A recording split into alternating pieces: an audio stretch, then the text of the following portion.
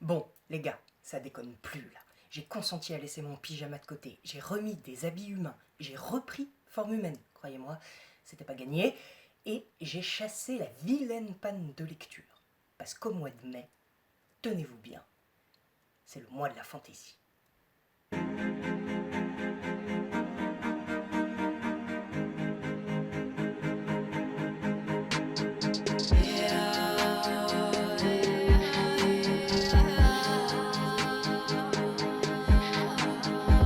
Salut salut et bienvenue sur cette nouvelle vidéo présentation de pales.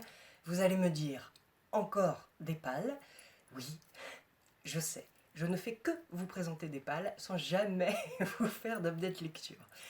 Pour ma défense, je sors d'une grosse panne de lecture qui a duré 3 mois où j'ai dû lire 3 livres. Voilà, en gros, un livre par mois, donc c'est une catastrophe. J'avais pas franchement lieu de vous tourner des updates lecture étant donné qu'il n'y avait pas de lecture. Aujourd'hui, je reviens parce que nous sommes début mai et en mai, comme je vous l'ai dit, c'est le mois de la fantaisie. Le mois de la fantaisie, qu'est-ce que c'est? C'est un challenge littéraire organisé par Piketty Bookin qui consiste à lire de la fantaisie pendant tout le mois de mai. Donc, du 1er mai au 31, je crois, si je me trompe pas, il doit y avoir... Attendez. Janvier, février, mars, avril, mai. 31. Il y a bien 31 jours au mois de mai. Donc, du 1er mai au 31 mai, on lit de la fantaisie. Le challenge en est à sa 4e édition et ça sera ma première participation. Dieu merci, j'ai trouvé un compromis. Je vous explique pour la petite anecdote, je ne suis pas confinée chez moi. Donc quand je suis partie de chez moi, j'ai pris un peu de livres, mais j'ai pas pu emmener toute ma palle. Parce qu'il aurait fallu appeler ça un déménagement, tout simplement. Donc j'ai pris quelques livres avec moi, sans vraiment réfléchir au fait qu'au mois de mai, c'était le mois de la fantaisie.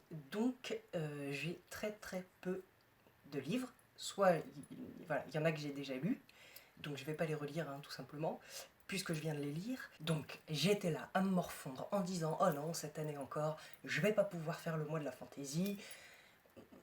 Voilà, je vais rester poli, mais j'en ai pas pensé moins. Et puis un éclair de génie, ça m'arrive de temps en temps, j'ai retrouvé cette petite chose serrillée, hop. Donc j'ai retrouvé ma tablette où j'ai dedans des e-books. Alors il faut savoir que je suis plutôt papier, surtout pour la fantaisie.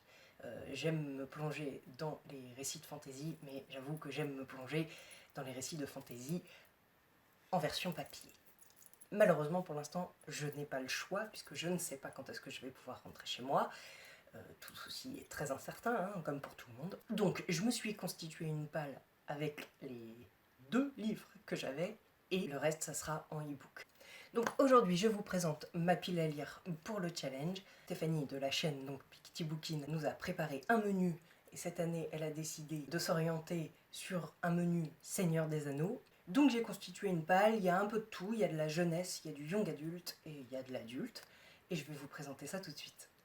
Pour la première catégorie, la fureur de Smaug, lire un livre avec des créatures fantastiques. Mon choix s'est dirigé vers une saga jeunesse, donc ça sera le premier tome des Royaumes de Feu, le tome 1 qui s'appelle La Prophétie, écrit par Tweety Sutherland, et c'est édité chez Gallimard Jeunesse. Les Royaumes de Feu, qu'est-ce que c'est? On va se retrouver dans le monde de Pyria, qui est habité par des dragons, et où il y a plusieurs royaumes. Ces royaumes se font la guerre, et une prophétie dit que 5 dragons élus vont pouvoir en fait ramener la paix et arrêter la guerre. De ce que je crois comprendre, ces 5 dragons sont assez jeunes et eux ils n'ont pas du tout envie de suivre la prophétie, ils ont plutôt envie de vivre leur vie et donc on va suivre leur parcours. J'imagine ils vont quand même être obligés de mettre la main à la pâte pour mettre en œuvre cette prophétie. Et donc j'ai assez hâte de m'y mettre. C'est une saga que j'ai beaucoup vu passer au boulot. Pour info, je suis bibliothécaire et c'est vrai que c'est une série qu'on voit beaucoup sortir et qui plaît beaucoup. J'avoue que le fait que les dragons soient personnifiés et une conscience et remplacent finalement les humains, c'est quelque chose qui m'attire assez, j'ai hâte de voir ce que ça peut donner.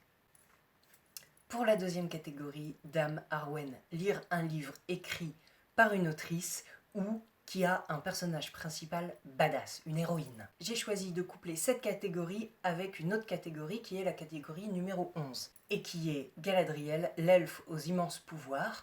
Donc lire un livre avec de la magie ou de la sorcellerie. J'ai donc choisi de lire une autrice que j'aime particulièrement, Anne Bishop, avec sa trilogie Les Joyaux Noirs, le tome 1, Fille de sang. Dans ce roman, on va se retrouver dans un univers qui m'a l'air assez sombre, où il y a 700 ans, une veuve noire a prophétisé l'arrivée de la reine. On va, je suppose, se retrouver 700 ans après, et il se trouve que cette reine va arriver, le peuple en tout cas l'attend, et c'est une petite fille.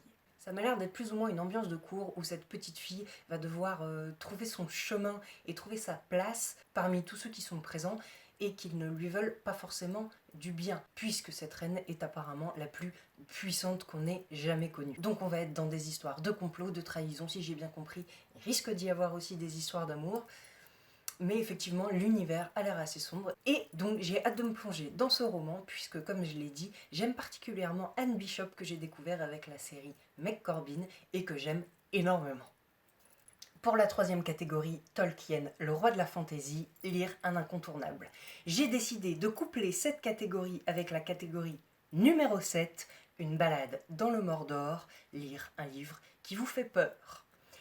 Alors, j'ai décidé de lire le premier tome de l'Assassin Royal de Robin Hobb, l'apprenti assassin. Alors, pourquoi un incontournable? Parce que quand on parle fantasy, Robin Hobb n'est jamais très loin. Et pourquoi un livre qui vous fait peur? Je vous explique. On m'en a énormément parlé, que ce soit en bien et que ce soit en mal. C'est-à-dire que des gens qui me connaissent et qui savent comment je lise m'ont dit surtout n'y va pas, c'est une catastrophe, ne lis pas Robin Hobb et encore moins l'Assassin Royal. Et d'autres gens que je connais aussi bien et qui connaissent très bien mes goûts lecture m'ont dit mais fonce, tu vas adorer, il n'y a pas de souci, le développement des personnages ça prend son temps, la psychologie des personnages est développée. Du coup je suis un peu confuse. C'est-à-dire que je fais quoi, j'y vais pas, j'y vais pas, et du coup j'y vais pas. Et là j'ai décidé qu'il fallait quand même y aller, au pire j'aime pas, et puis ceux qui m'ont dit n'y va pas auront eu raison, et au pire j'y vais, j'adore, et ceux qui m'ont dit fonce auront eu raison. Donc oui, j'avoue que c'est une série qui me fait un peu peur, parce que j'ai à peu près tout entendu là-dessus. Du coup, l'Assassin Royal, très rapidement, qu'est-ce que c'est? Et de ce que j'en sais, on va suivre Fitz, qui est un enfant illégitime du prince héritier du royaume en question. Cet enfant va être confié à un maître d'écurie qui lui va l'élever jusqu'au jour où quelqu'un à la cour décide que ce bâtard, puisque c'est comme ça qu'il l'appelle dans le résumé, même si j'ai horreur de ce mot-là, va devoir en fait rentrer à la cour et devenir l'assassin royal. Si j'ai bien compris, personne ne veut ce poste. Il va donc commencer son apprentissage d'assassin et apparemment il va devoir faire très attention parce qu'on en veut à sa vie. Quatrième catégorie, la communauté de l'anneau, faire une lecture commune. Alors c'est une catégorie que je n'ai pas retenue. Premièrement parce que les lectures communes, c'est pas trop mon truc. Et sur les deux ouvrages que Stéphanie a proposés dans le groupe du mois de la fantaisie, il y avait Le Sorceleur et Druide d'Olivier Perru. J'ai déjà lu le premier tome du Sorceleur et je n'ai pas Druide, donc je passe mon tour. Ce qui nous amène à la cinquième catégorie, Peter Jackson, un livre adapté. Et pour cette catégorie, je vais coupler avec la catégorie bonus une relecture. J'ai donc décidé de lire Le Monde de Narnia de C.S. Lewis. Alors, pour la petite histoire, j'ai ce livre depuis très longtemps, vous voyez que c'est l'intégrale. J'ai déjà lu le premier tome.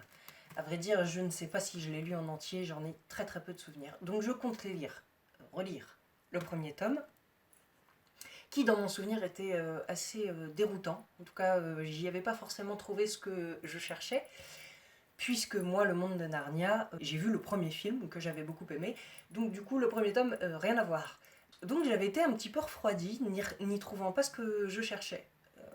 Ce que je cherchais est au niveau du deuxième tome.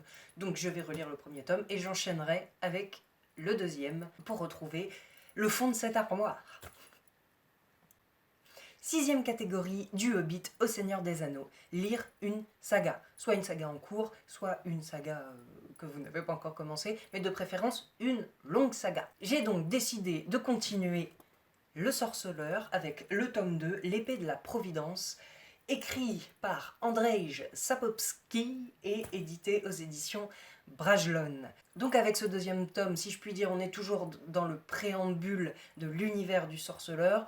Je pense qu'on va continuer à fouiller le personnage de Gérald et à essayer de connaître un petit peu plus sa personnalité et découvrir les personnages qui vont l'accompagner à partir du tome 3, là où l'épopée commence. Je profiterai du bilan à la fin du mois de mai pour vous parler du premier tome que j'ai lu en janvier et dont j'ai pas pu encore vous parler. Voilà, j'ai hâte de continuer puisque c'est une série que j'aime beaucoup, en tout cas pour ce que j'en ai vu pour l'instant. Le format nouvelle ne me gêne pas parce que je trouve qu'il y a quand même une continuité et que c'est pas forcément flagrant que ça soit des nouvelles, elles sont pas forcément à part. Voilà. La 8e catégorie, Gimli, Legolas, Aragorn, Frodon, choisis ton camp. Alors, j'avais plein de livres en tête. Malheureusement, je ne les ai pas avec moi, je ne les ai pas sur ma tablette, donc je vais malheureusement devoir passer. Si jamais j'arrive à rentrer chez moi avant la fin du mois de mai, sûrement qu'il y aura quelque chose dans cette catégorie, mais pour l'instant, j'ai rien sous la main. J'avais très envie de lire la trilogie des elfes de Jean-Louis Fedgen. Malheureusement, en fait, je n'ai que la série Les Chroniques des elfes, qui a été écrit après la trilogie des elfes, même si je crois que c'est un prologue. Bref, c'est une galère, mais je voulais commencer par la première trilogie qu'il avait écrite au sujet des elfes. Sachant qu'en plus Margot Liseuse en a parlé très récemment et qu'elle m'a donné très envie de découvrir. Bon, malheureusement, je ne l'ai pas, ça sera pour une prochaine fois, tant pis. 9e catégorie, oh, Gandalf, il faut lire Une relique de Sapal. Et j'ai donc choisi de lire. Enfin, Dieu soit loué, je vais m'y mettre, enfin, Fils de brume, le tome 1, l'Empire ultime de Brandon Sanderson. Et ça sera mon premier Brandon Sanderson. C'est le premier Brandon Sanderson qui m'a attiré l'œil. J'en ai d'autres. À chaque fois que j'en trouve d'occasion, je les prends. Seulement voilà, la saga Fils de brume, c'est la première saga de Brandon Sanderson que j'ai vue passer et qui m'a vraiment attiré. Donc, en fait, je ne peux pas lire d'autres Brandon Sanderson tant que je n'ai pas commencé cette saga. Je sais pas pourquoi, je saurais pas l'expliquer, mais tant que j'ai pas lu au moins ce tome-là, je ne pourrais pas lire d'autres Brandon Sanderson. Donc je pense qu'il est temps de s'y mettre et de découvrir cette plume. Donc, l'Empire ultime, on va se retrouver dans une cité qui s'appelle Luthadel et on va suivre une jeune femme, une adolescente, qui s'appelle Vin. Vin a toujours connu la vie à Luthadel, dirigée d'une main de maître par le Seigneur Maître. Ce Seigneur Maître règne depuis 1000 ans sur le monde et il gouverne par la terreur. On va donc suivre Vin qui va rencontrer un homme qui s'appelle Kelsier et qui est un des voleurs les plus connus de la cité. Seulement voilà, Kelsier, lui, il a un projet fou, c'est de renverser le gouvernement en place. Et donc, on va les suivre dans cette aventure et cette révolte, j'imagine, qui va se mettre en place pour renverser le Seigneur Maître. Pour la 10e catégorie, un anneau pour les gouverner tous, un roman avec des artefacts, ou un artefact. Alors, j'ai un peu galéré. C'est pas toujours marqué dans le résumé qu'il y a des artefacts. Il y en a énormément dans la fantasy, il n'y a pas de souci là-dessus, sauf que c'est pas forcément précisé. Donc, j'ai fini par trouver. Pour cette catégorie, je vais me diriger vers de la fantasy young adulte, avec la saga Les Royaumes de Nashira, le premier tome, Le rêve de Thalissa, écrit par Licia Troisi, et édité chez Pocket Jeunesse. Là, on va se retrouver dans le royaume de Nashira, qui en fait est un royaume qui brûle, si j'ai bien compris, où il fait extrêmement chaud, où vit une jeune femme qui s'appelle Thalissa, qui vit dans un monastère et qui est la gardienne de la pierre de l'air. Cette pierre, c'est pas n'importe quelle pierre, puisqu'elle permet en fait au peuple de Nashira de pouvoir respirer. Donc c'est plutôt utile. Seulement, voilà, Thalissa, elle apprend, on ne sait pas comment, on ne sait pas encore comment, que le royaume est destiné à en fait exploser à cause du soleil, et donc elle va partir en quête avec un fidèle compagnon apparemment pour pouvoir sauver son peuple. Donc on est sur un scénario de base qui a l'air au premier abord assez classique, seulement voilà, je suis assez intéressée par le voyage qu'elle va entreprendre, puisqu'il est précisé qu'elle vit dans un pays extrêmement chaud, qu'elle va devoir se déplacer jusqu'au nord où il fait extrêmement froid. Donc j'ai hâte de voir la différence des deux climats. Et puis c'est vrai que c'est une saga que j'ai vu passer souvent au travail, un petit peu moins sur les réseaux sociaux, j'en ai moins entendu parler. Licia Troisi est connue pour une autre de ses sagas, dont là j'ai complètement oublié le nom. Mais c'est vrai que celle-là je l'ai moins vue passer sur les réseaux et sur Booktube, donc je ne sais pas, c'est vrai que je vais un peu m'y plonger à l'aveugle sans avoir trop lu d'avis. Pour la catégorie numéro 11, je passe puisque je vous en ai déjà parlé. Et on passe directement à la catégorie numéro 12, le chant de Pipin, lire un livre avec de la musique. Là encore, j'ai décidé de rester dans de la fantasy young adult puisque j'ai choisi de lire le premier tome de la saga Witch Song, écrit par Amber Argill. Dans cette série, on va suivre une jeune fille qui s'appelle Brucena, qui est une sorcière et qui vit dans la forêt avec sa mère. Seulement voilà, un jour sa mère s'en va pour aller combattre un ennemi et elle ne revient jamais.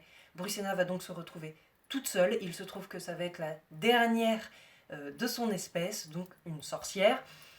Et elle va devoir fuir et apprendre à vivre, j'imagine, seule et à devoir se défendre. La particularité de la sorcellerie qui est présentée dans cette série et que je trouve très intéressante, c'est que c'est une sorcellerie orientée sur la nature et qui fonctionne grâce au chant.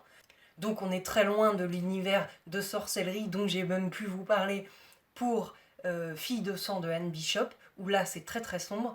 Là on a l'air d'être plus sur de la magie dite blanche. J'aime l'idée qu'elle va devoir fuir puisqu'elle est pourchassée car il y a une chasse aux sorcières. Étant particulièrement fan des histoires de sorcières, forcément les chasses aux sorcières c'est quelque chose que j'aime. Enfin que j'aime, soyons relatifs. J'aime pas les chasses aux sorcières, mais j'aime les histoires qui en parlent.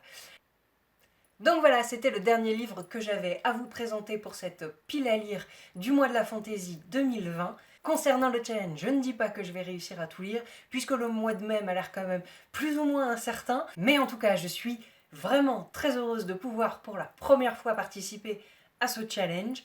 J'espère que cette vidéo vous a plu. Si vous aussi vous participez à ce challenge, n'hésitez pas à venir en commentaire pour qu'on en discute. Je serais très curieuse de savoir quel livre vous avez choisi pour ces catégories. Et si jamais je vous ai présenté des livres que vous avez déjà lus et que vous avez aimés ou pas, n'hésitez pas à me le dire non plus, ça pourra me motiver à ma lecture.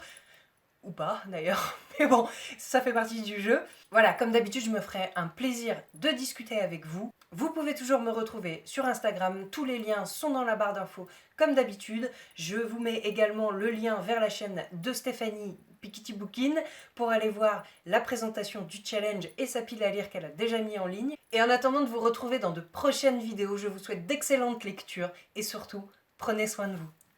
Ciao!